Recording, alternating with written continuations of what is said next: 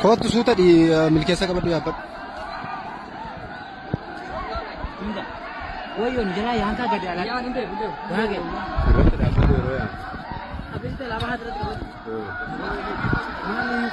वो किचन बना रेफम बना रहा Waa bilmeedha. Waa baaduu jira. Yoo agartee koo bilbila raabidina koo jiri.